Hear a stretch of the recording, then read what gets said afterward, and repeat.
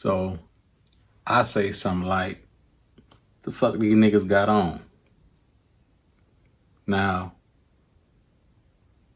the mob don't think it's funny because we was never no kiki type of niggas. But a little animal and her friends who was in front of us, they found it kind of amusing. But it was lightweight. I ain't think nothing of it. I ain't much know my voice really carried like that. So a few minutes after that, I jump in a car with a little eater, and me and her, we dick off. Okay. So that following Monday, Killa Black, he hit me on the beeper. I call him back, and he asked me, Cab, where you at? I tell him I'm ducked off at the Honeycomb. He said, okay, I'm coming through. So when he get there, he asked me, what did I do Saturday night? So my immediate response was, I ain't do nothing. I was just chilling. So he said, y'all ain't go out Saturday night? So I was like, oh yeah, we did. I say some little animals we knew, they knew somebody that was throwing a party, and they asked us to come through. I said, it wasn't nothing big to us. We ain't much put on no clothes. We just slid through for like 20, 30 minutes and we left. So Black asked me, did you get into it with anybody at the party? So I was like, no. I was like, man, you know, that's not even my MO. He said, okay, well, call that hoe you left with, get on the phone, tell her we finna slide through.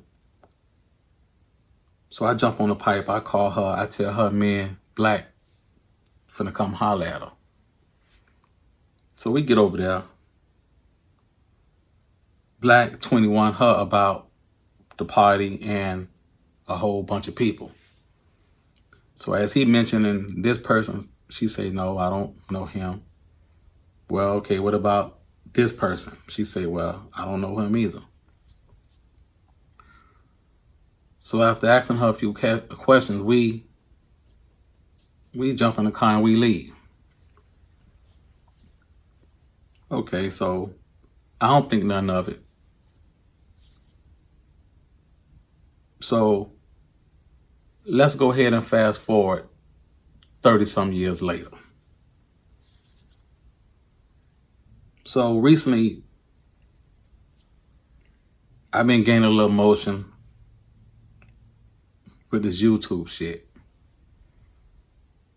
I noticed once I jumped into the YouTube lane, a lot of people been hollering at me. A lot of people from my past, they've been, you know, getting in my comments and saying they like what I'm doing. And then a lot of people are jumping my DMs on Instagram and they'll tell me, yeah, Cal, man, we following you, man. Well, somebody told me you doing this and somebody told me you doing that. Man, we like what you're doing. You know, the usual. So a couple of months ago, somebody jumped in my DM and they asked me, do I remember them? So I ignored it for a day or two. So this chick, she hit me again. So she bring up something, then I reply back, okay, yeah, I remember you. So it just so happened, it was one of my little animals that was coming off the bench. She was a quiet one, she was a cool one. So as we back and forth with the DMs, you know, just reminiscing about the old days and this, that, and the third.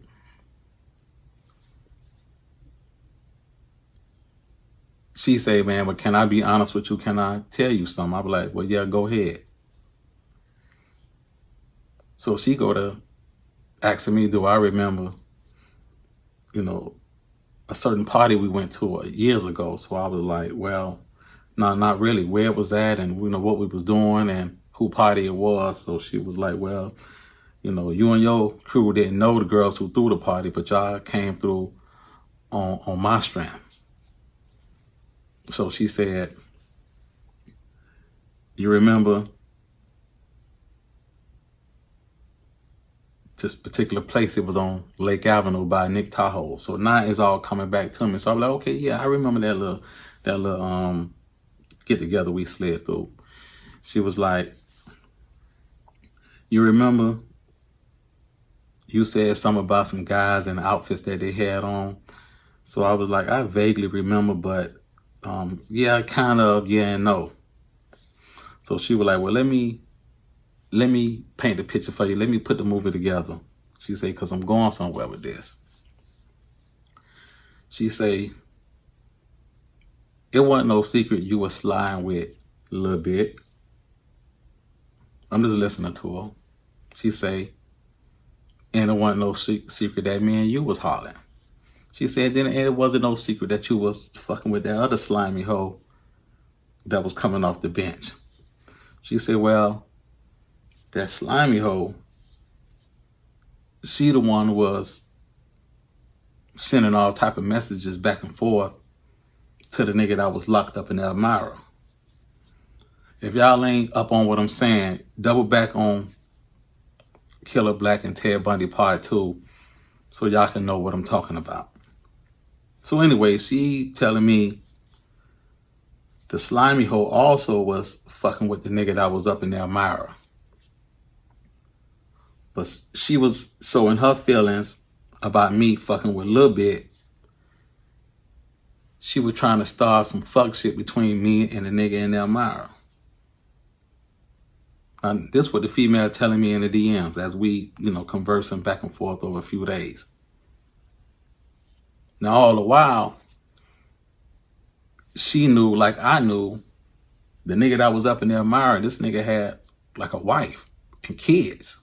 It just so happened me and him was knocking down a little bit at the same time, which was nothing because everybody was fishing in the same pond, like I always tell y'all. So it wasn't nothing to me.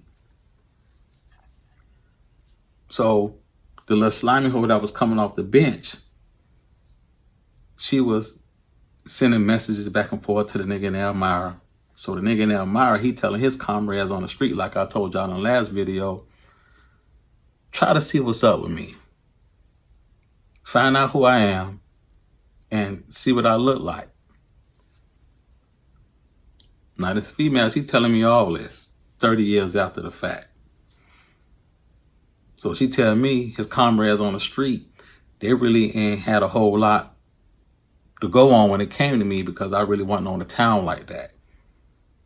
Like I always tell y'all, me, I would be in Miami more than I was in Rochester because I know my guy, he was holding shit down up top. And I would go home all the time, unlike the rest of the mob. Them niggas would never go home. They was glued to Rochester. So by me moving like that, the Elmira nigga comrades on the street, they really couldn't really, you know, get to me like that. You know, just to try to check my temperature.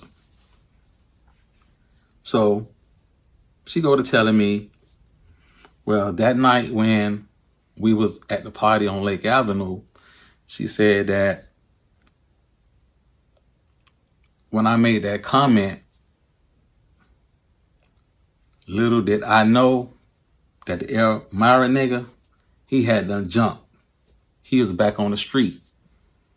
And he was one of the niggas that was in that little circle who I commented on about their outfits. She also told me that that was the second time the nigga really seen me up close and personal. Said the nigga had to drop on me 3 months before that party on Lake Avenue at a hair show. Say, but the nigga really couldn't get at me because we was mobbed up, like always. So when he seen me at this party on Lake Avenue, say he was ready to go ahead and handle that. Like this nigga was ready to squeeze and punish me right there on Lake Avenue at the party. So I'm asking her, so this nigga really was ready to crash out about a little bit? She was like, yeah. Even though this nigga had a whole family and kids on the other side of town, she was like, yeah. She said that after you made that comment and he really was ready to punish you, that just put that nigga on 100. She said, but after you made the comment, me and you got in the car and we left.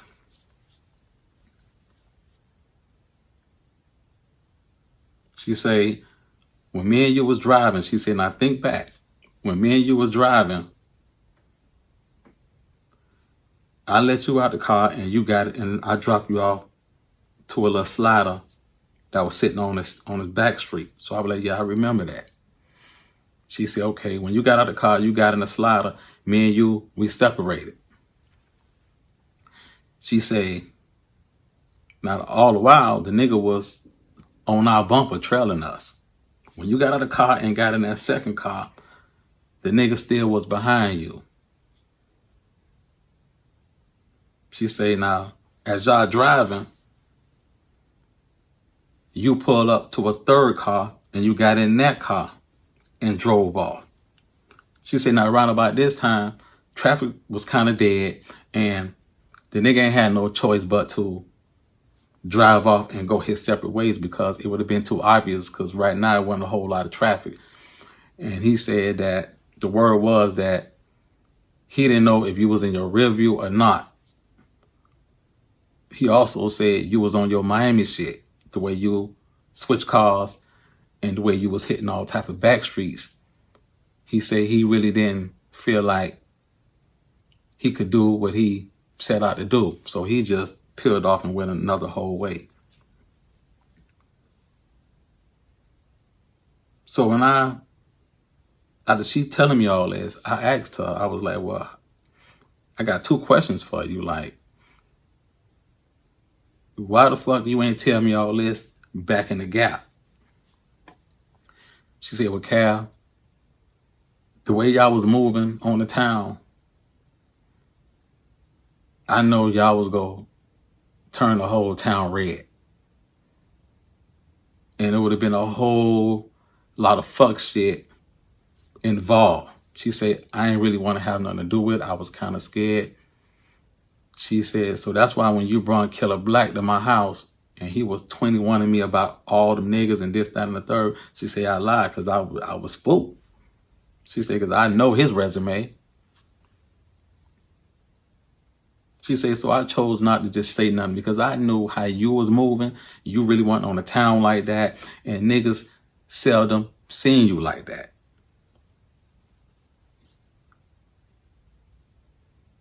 Then I asked her, well, how you knew all this shit took place with the nigga, this, that, and the third?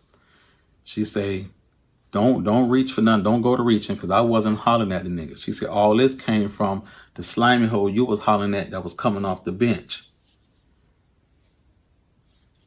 Say she let it be known like a week later. I'm like, okay. So after me and her talk, I instantly get on the phone in this present day and I call my cousin Black. So as we talking, I asked him, I was like, Black. I was like, man, you remember back in the days when a little something happened, I made a comment about some fuck niggas in Rochester. And you asked me, did I get into it with anybody? And I told you no. He was like, yeah. He said, I think I remember something like that. He said, what about it? I said, man, somebody just reached out to me who I ain't talked to in a minute. He was like, who? I was like, one of the little animals who I was knocking down in the town. I said, old animal. He said, which one? I say the one me and you went to her house that day and you got at her chest and was asking her all type of questions. So he was like, go ahead, look, cuz I'm listening. He said, because I know where you're going with this. I said, well, where I'm going with this, Black? He said, man, the reason why I called you on that Monday